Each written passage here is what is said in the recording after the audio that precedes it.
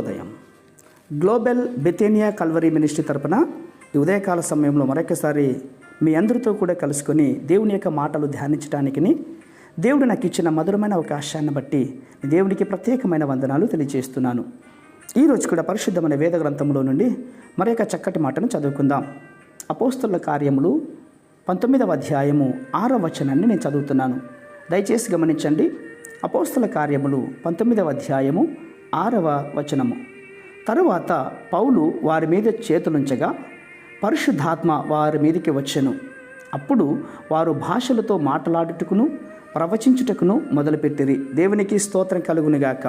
అవును ప్రియులారా, ప్రార్థన సమయంలో ప్రభువారు దర్శనాలు తన చిత్తమును బయలుపరచడానికి వీలుంటుంది.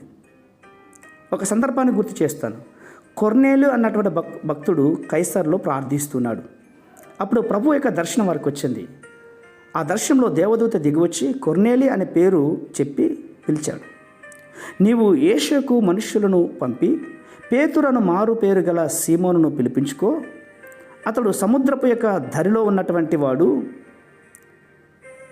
ఒక చర్మపు వారి ఇంట్లో దిగివచ్చాడు. నీవు అతన్ని పిలిపించుకొని మిగిలిన విషయాలు అతని ద్వారా తెలుసుకోమని చెప్పేసి దేవాది దేవుడు దర్శనమిచ్చేస్తాడు. కొర్నేలి భక్తి కలిగిన వాడే, రక్షణ కలిగిన వాడే.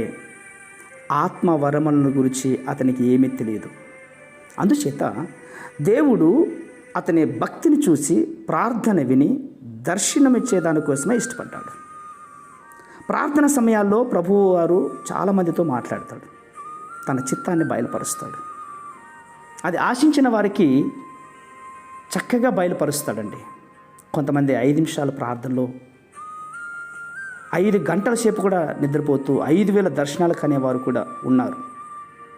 అంతేకాదు, వెంటనే సేవకుల దగ్గరికి వచ్చి వాటికి అర్థం చెప్పమని ఒత్తిడి చేస్తూ ఉంటారు. అది అలా కాదు. నీవు భారముతోనూ కన్నీటితోనూ ఉపవాసముతోనూ తీరని వాంఛతో, ప్రభువా నీవు దర్శనాలు ఇచ్చావే, నేనేం చేయాలి, నాకు తెలియపరచు అని గోజాడాలి. ప్రభు దగ్గర ప్రార్థన చేయాలి. నీవు ఖచ్చితంగా ప్రార్థన చేసినట్లయితే కనుక ఆ దర్శనమిచ్చిన వాడే వాటిని బయలుపరుస్తాడు. నేను నమ్ముతున్నాను. ఈ ఉదయకాల సమయంలో ప్రతి వారికి ఒక గోల్ ఉంటుంది, ప్రతి వారికి ఒక దర్శనం ఉంటుంది. ఆ దర్శనమును దేవుడు బయలుపరుస్తాడు. కొంతమందికి ఆ దర్శనాలు ఏంటో అర్థం కావట్లేదు. నా ప్రియ సహోదర సహోదరులారా, నేను చెప్తున్నటువంటి మాట ఏదో మిమ్మల్ని మెప్పించే దానికోసం కాదు. ఒక్కసారి ప్రయత్నించండి. రాబోచున్న దినములలో నీవు ఒక గొప్ప ప్రవక్తిగానో ఒక గొప్ప దీర్ఘదర్శిగానో కాబోతున్నావు. కారణం ఏంటి తెలుసా? దేవుడు నీతో కూడా మాట్లాడి ఉన్నాడు. అట్టి కృప దేవుడు మనకందరికీ దయచేయునుగాక. పరిశుద్ధమైన మా ప్రియ పరలోకపు తండ్రి, ఈ మాటలు వింటున్న వారందరికీ భవిష్యత్తును గురించి మీరే దర్శనమిచ్చి నడిపించి మహిమ పొందుకుంటారని విశ్వాసంగా నమ్మొచ్చు. చిన్న ప్రార్థనను మా రక్షకుడిని యేసయ్య బట్టి అడిగి వేడుకొని పొందించిన మా తండ్రి. ఆమేన్, ఆమేన్, ఆమేన్.